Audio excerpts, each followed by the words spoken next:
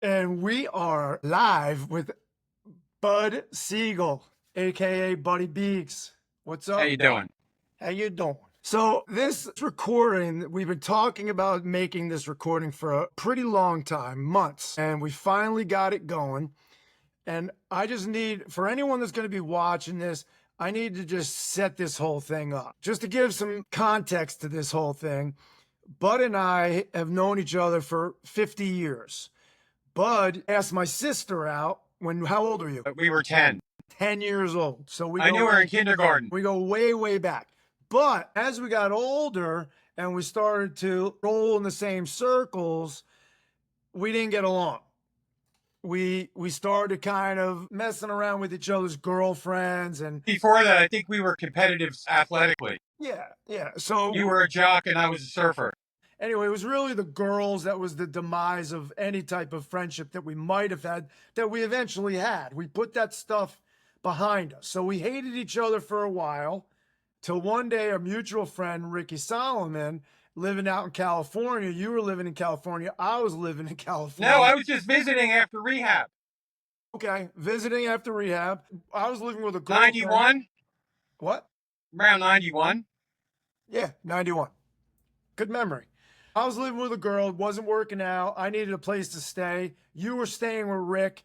Rick invited me to stay. So Rick was pretty much the one that got us back together. And he helped to facilitate us saying sorry and moving on. Well, beyond he went right then and there. It was like a bromance was born. We loved huge each other. romance. We loved each other. Bygones be bygones. And then we worked it all out. You and I lost touch probably about 3 years ago. We weren't talking, and I was just minding my own business, doing my own thing, living my life, being a dad, being a husband, and all of a sudden my daughter, my oldest, who's 29 years old, sends me a video. Isn't this your friend Bud? This is last year. Open it up. You're on this woman's social media. I don't know who she is. Just My daughter sent the video that said, I follow this woman, and somehow she met Bud. And so you, Jessica Reed Krause, House and Habit. My daughter follows her, sees you on her platform, and lets me know. So at first, who's your daughter? What's her name? Nicole. Nicole Nies. Yes. So Check her out, Jessica. She's following you. I don't really care, I listened to a little bit of your video and I'm like, there's Beegle, and I just kind of blow it off. Beagle's my nickname, by the way. Rick Solomon named me that years ago on the beach. Buddy Beegle. I read one of the messages and you're talking smack, dude, and you start saying some things about me and my brother and some of our other friends. On Jessica's video. Right. And so I write you back saying, so I said Eric was out of his mind in a lotus you position. said something, and you were talking smack about me too, and I wrote you a scathing response. Well, I just said that, with your NFL background and all that stuff, like, what are you doing? Lunges on the beach. I just thought, maybe you could do a little more.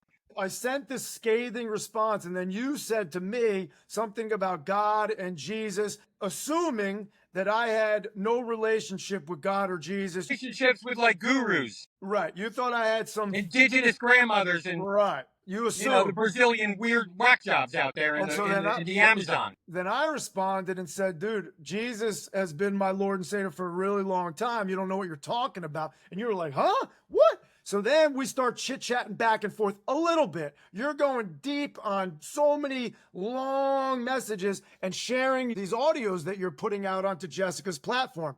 I still don't know what Jessica's platform is. So then fast forward to recently, I guess Jessica and her House and Habit has been in this turmoil and she's involved in this big scandal. And now I'm starting to pay attention. And I'm like, what is Beagle doing? What's going on? Then I read an article and she mentions all these things. The only two names that she mentions in the article is President Trump and you. And I'm like, wait a minute, what's going on? Because the way I know this guy right here is like we were degenerates. We were womanizers. We were drug addicts. We were out of our minds. We were thinking that we were the hottest thing ever. For all that, we still made it. Dude, you made it to the NFL. I did. walked into Paramount Pictures at the highest level of the I entertainment gotcha. industry we could possibly. Yeah. For all the degeneracy, you got to admit, all our friends too were all at the highest. Every one of our friends was like all complete reprobates, and they were all at the highest level of some industry. To a degree, yeah, I How agree. insane! So anyway, I'm blown away by the Great fact TV show. I'm blown away by the fact that you've somehow infiltrated this woman who seems to have, from I'm just this guy looking out into the world knowing nothing. Then I start seeing she's been invited into the Trump media room, and I'm like, wait a minute, this person's legit to a certain degree, but as this relationship. Then when I read that she calls you her pseudo life coach, How funny was that? I'm going, what is going on here? The guru. So then I start listening to you a little bit more. I start reading a little bit more of your thousands of text messages and videos and audios. And you kill me, dude. So for the longest time, the thing that you and I shared in common was we saw the value in the friend group. Like, we saw that we were a very unique group of individuals, what you just mentioned, that made it to the top. My brother was on MTV for 6 years. He was on The Real World. He was the host of The Grind. Ray Brown was one of the top models. Like you said about me, I made it to the NFL. World. You were almost a pro surfer. Ricky Solomon is this infamous character. We could name drop all day long. What you and I both had in common was we wanted to somehow bring this group of unique characters into the world. And I tried writing a movie, and that never developed. I tried doing a documentary film with a 2-time Academy Award-winning director attached to it. I remember that. We couldn't raise the money. You were trying to write movies. All of it just never materialized. No, I actually wrote that thing and never called anybody because that fortune teller said it would just happen. So I drove across the country in 2003 on a drug binge, told that I would be in a major studio within a year, and literally 3 weeks after I arrived in LA, I was at Paramount Picture Studios. Yeah. I never made a phone call. And that script was about you guys. I know. All right. I even removed myself from the whole story. So now to present day. I got you. I start getting slightly involved and reading a little bit. So you send me an article. I really don't know the depth of what's happening with Jessica, firing employees, this whole controversy. So I read this article written by Raven and Quill, I believe. Oh, did you see? I gave you the video. Right. So I read. She was in bed. I read the article. I read the article that this woman writes. And again, I don't know, I'm not on either side, but it wasn't very nice. It was shining a very negative light on Jessica. And you were defending Jessica, and you shared a message that you sent Raven and Quill. And to me, that message was totally normal. You said something about, hey, reach out to Jessica. I know her personally. She would love to hear from you. I also said that whatever the debacle was, whatever the thing that was going on that people were talking about, how small was that when I see her in the Oval Office, when I see her with Pam Bondi, when I see her with the most powerful women in the world, and she's got people like me and normal people reaching out to our crew of friends, and like, what value? Like, your daughter was following her, and then your daughter brought that video to you. To me, there's something people should be looking at. Like, that is serious value. Look, Sal Tesoro, Sal, the actor. I mean, he comes out of the woodwork, saying, who is this girl, Jessica? He's on Karen. She showed up on that Substack. She was the first one that said, OMG, I love Bud. Like, she commented on, and all these people we grew up with saw that. Like, these are younger kids, too. Like, people's children. And Chris Norsig's, Kyle Purcell's daughter follows Jessica. She came up to Chris and said, wow, you know her? You know someone who knows her? She's in love with Jessica Lee Krause. Like, there's the value. Raven and Quill girl's probably in London or something, sitting in bed on Xanax. And she's like talking, I don't know what. She's out of her tree. In a way, hold on. In a way, that woman lost her skillet a long time ago. I think way before she got on Substack. In a way, Jessica Reed Kraushausen has been reuniting us to a certain degree. So after you responded to Raven and Quill with that message, you then sent me a video that she posted. She did some live where she was asking, does anyone out there know Bud Seigel? Oh. Then she went into explaining how you sent her this crazy message. She called you obsessed, and then she said you had serial killer vibes. So now I'm cracking up and I'm invested. So then I go to the comment section of this woman's response to you. And these are the comments, and I want your response to these messages. Have you read any of these comments? No, not really. Okay, here we go. So, Astrology of Hollywood said, Oh, that's the astrology girl that once she wrote something about Jessica, and I actually debated her too, and she changed her mind, and now she loves Jessica. these are all comments to her video saying, who is this Bud Siegel guy? Okay. Astrology of Hollywood says he's Jessica Reed Krause's friend, fascinating friend, and her life coach, although I doubt she needs one. He has a great backstory. Apparently, he was a client at William Morris, walked into Paramount Pictures without anything to sell, kind of a legendary figure in New York City. That's what she wrote about me? That's what she said. Well, I got to apologize to her for telling her that she was going to hell for using the F word. Okay. So then there was Sadanam 108. This is a good one. It's a long one. Bud Siegel is someone who is attaching himself to Jessica Reed Krause. Kind of fun, kind of smart, a little ripped. He has finally got some attention online. Finally, like Bud you've been looking for attention. What? I've never been online till last October. These people, it's hilarious, dude. Let me continue. So he says, ay, ay, ay. He finally got some attention online, believing he will be a superstar by his connection with Jessica Reed Krause. A little mind damage, but seemingly innocuous, and found Jesus, even though Jesus was never lost. Lots of free time with no major direction. Personally, I don't think he's dangerous. He's just lost because he's another victim of overindulgence, drugs, self-importance, and often repeats how he's all better now because of Jesus and Jessica Reed Krause. It could be all true. Really? It could be all true, question mark, but his rants don't indicate that. Hope this helps. Good luck. Of course, if you are generally concerned, file a restraining report. Block him. In the early 70s, there were thousands of folks claiming they were the chosen ones. Are you claiming to be a chosen one, Bud? That guy said Nam, there's a guy who has a turban on his head. Yeah. That guy messages me every day. He's in love with me. Hey, I could give you like thousands of messages. Every day he's giving me jokes. He's giving me jokes about God. He's giving me like funny cartoons. And he even told me to tell his wife happy birthday. She loves you. Get this. His wife reached out to me when she saw Jessica's platform. She started following me from Jessica. And then she said, my husband doesn't follow anybody hardly, but he's going to love you. I just turned him on to you, and he's really excited to meet you online. He calls me his friend every single night. He says goodnight to me and prayers to me. I have hundreds of messages from that guy. Even last night he sent me messages, and he was actually helping Mickey Hart write some music with the Grateful Dead. He was traveling with them in the late 60s and 70s as their guru. So that's kind of weird that he wrote that I know. contradictive, like, you know. I'm glad I'm gonna have to reach out to him and say, dude, Sodom with the Durban. Maybe the Durban's a little too tight. You know what I mean? If I can squeeze his head over there. And also, you know what? He like believes in a little bit of guru over here. Hold on. And then he's got Jesus. You know what? I love Saddam. Okay. This is a woman, it looks like from her picture. The name of her handle on Instagram is House in Horror. Do you know who that is? Oh, I did an audio on that one too. Okay, hold on.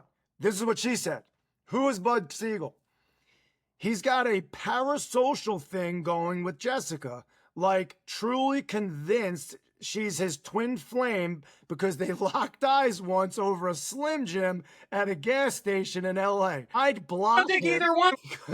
because they truly convinced she's his twin flame because they locked eyes once over a Slim Jim at a gas station in LA.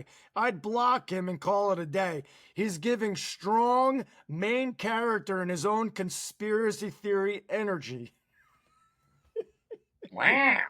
So Raven and Quill responded to her comment and said, he comes with no receipts, so yet another lie Jessica spews. I asked my own people at William Morris, and nope, never heard of him. Maybe because the Paramount William Morris thing was 25 years ago, and those people don't work there anymore? But you have to have the agent's name. Then you have to ask who took over for that person's office. then you got to get in touch with that person or an assistant, and then look at their roster to see everybody that was signed with them from 1996. Well, And I will be on that list. she's a journalist, and she should know how to do that type of due Yeah, diligence. but she doesn't have any people at William Morris. That's another thing. Her people? Who's her people?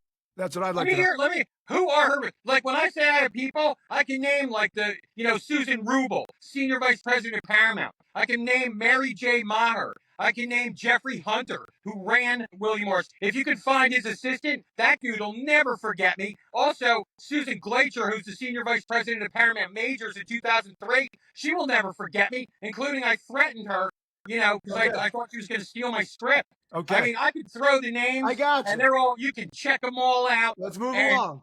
And tell House in Horror, she's out of her helmet. She's like lost in space. She's like, what's her name?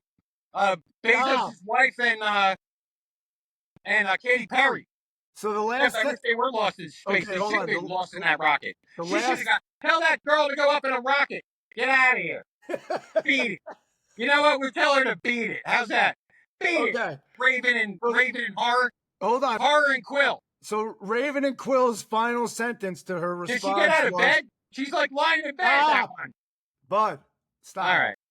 I The know. last sentence was the extent someone goes to be relevant, and she puts the emoji with the hand over the face, smack in the face. It's a beautiful thing. So then Larisse LaRue chimes in and says, Bud Seigel, care to fill Raven and Quill? Question mark. I know you have lots to say.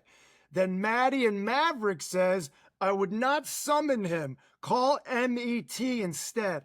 I'm assuming MET is some sort of mental institution to come take you away. The dating site. I met you at the Pride Parade.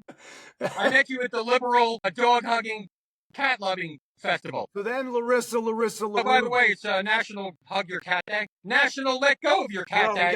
Let go of the thing for once. Stop talking. We got to wrap this thing up. All right, hurry up. Then Larissa LaRue comes back again and says, never thought I'd be commenting in defense of Bud, but here I am.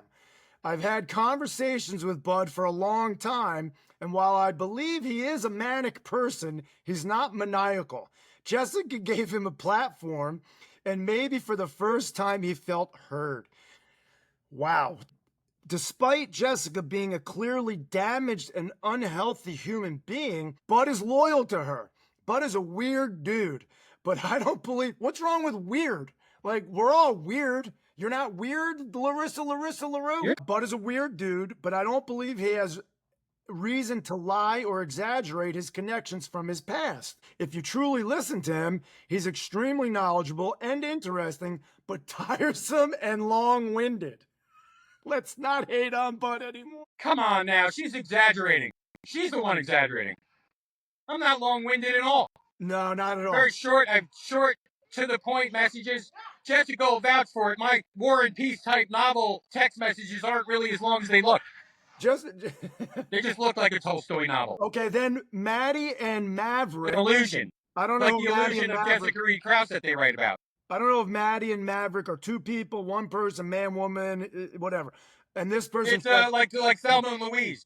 Oh my God, be very, very careful with him. He has a severe delusional disorder and an insane parasocial relationship with Jessica Reed Krause. What's parasocial? Let me finish.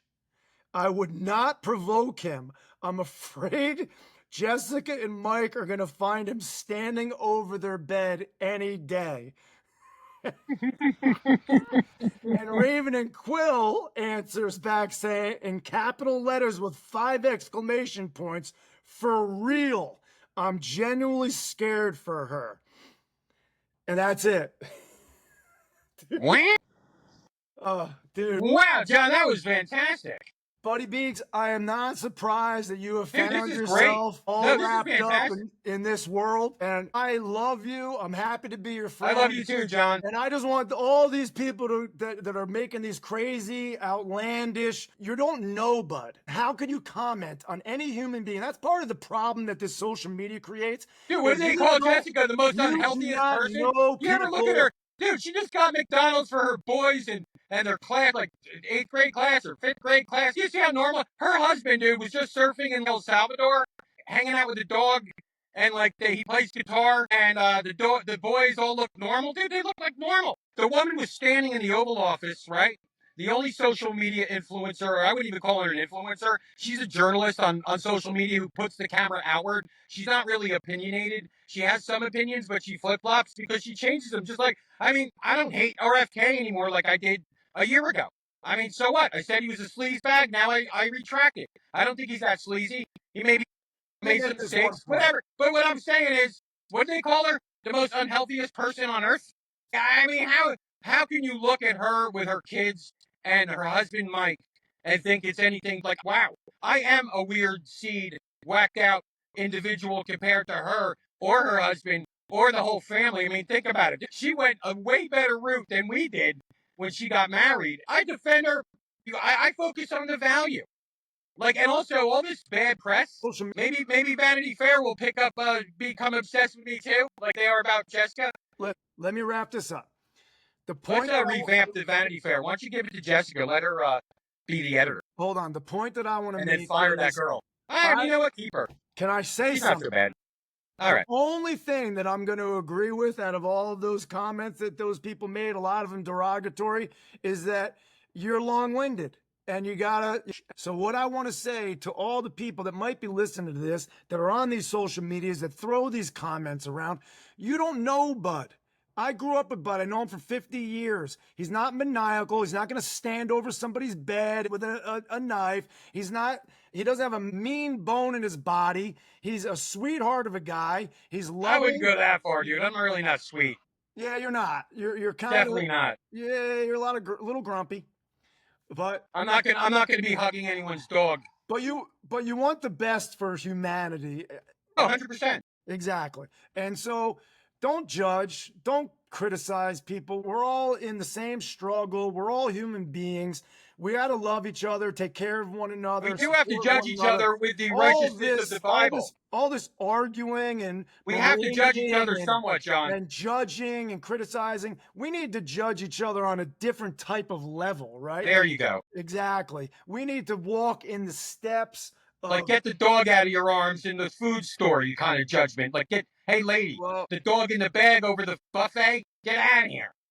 I think there's more important issues that we need to let go of your cat. Anyway, we need to wrap this up. I just want to say, I don't really know Jessica. I would love to know her. I would love to get to know her. I'm glad that you're getting to know her, and I wish her all the best and all the success in the world. Getting to know all about you. What's that song?